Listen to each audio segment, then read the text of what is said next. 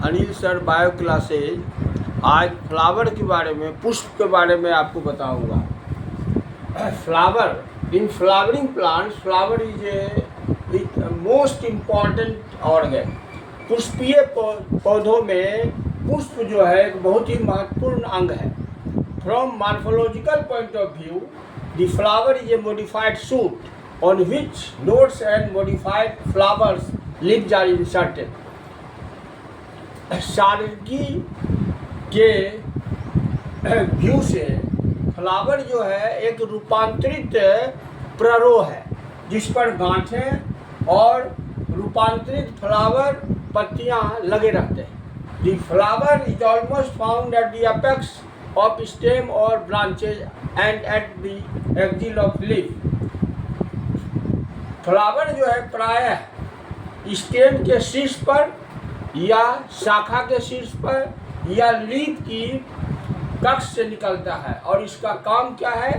प्रजनन करना, रिप्रोडक्शन, और फल और बीज का निर्माण करना। And fruits and seeds are formed. अब स्ट्रक्चर ऑफ फ्लावर, ये फ्लावर का जो है डायग्राम है, पार्ट्स ऑफ फ्लावर। इसमें देखिए, ये फूल के डंठल को पेडिसेल कहते हैं। इसमें पहला पार्ट जो है, ये आपको जो है, ये भाग जो है वो थैलमस कहलाता है। ये जो फूला हुआ भाग है, ये जो यहाँ पर है, ये पुष्पासन कहलाता है, थैलमस। ये भाग थैलमस है, और इसी थैलमस पर फूल का सभी अंग लगा हुआ रहता है। फूल में 4 पार्ट है आपको, कैलिक्स, कोरोला, एंड्रोसियम, गैनेशियम। तो देखिए, जो सबसे पहले मिलेगा वो हो गया सेपल, और फूल में आपको ये रचना जो देख रहे हैं, इसको ब्रैक्ट कहते हैं, ब्रैक्ट भी मिलता है। तो ये जो है सेपल हुआ। सेपल किसका यूनिट हुआ? कैलिक्स का। फिर जो है आपको मिलेगा पेटल, पेटल कोरोला का हुआ।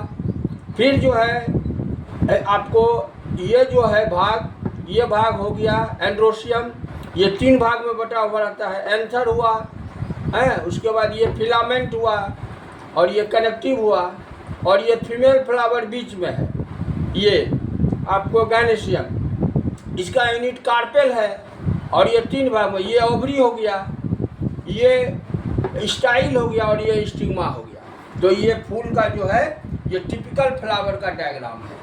अब the flower is connected from stem by stalk called pedicel.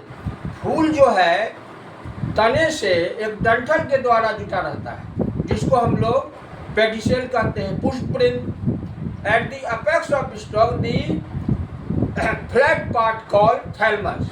और डंठल के, पुष्पवृंत के शीर्ष पर एक फूला हुआ भाग होता है, जिसको हम लोग पुष्पासन, थैलमस कहते हैं। On this thalamus the floral parts are arranged in a special type of cycle. और यहाँ पर फूल का चारों भाग विशेष प्रकार के चक्र द्वारा लगा हुआ रहता है। और फ्लावर का 4 पार्ट है, कैलिक्स, कोरोला, एंड्रोसियम, गैनेशियम।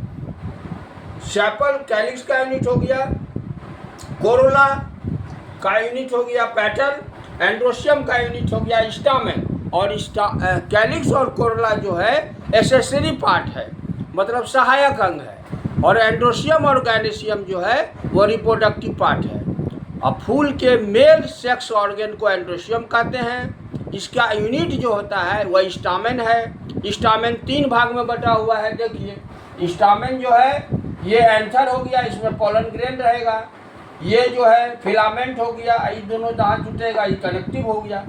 और फीमेल पार्ट जो है इसका गैनेशियम है, जिसका यूनिट कार्पेल है या पिस्टिल है। और ये 3 भाग देखिए, ये ओवरी हो गया, ये ओवरी, ये स्टाइल, और ये स्टिग्मा। तो ये फूल का जो है आपको वर्णन है ये फूल का। और इसमें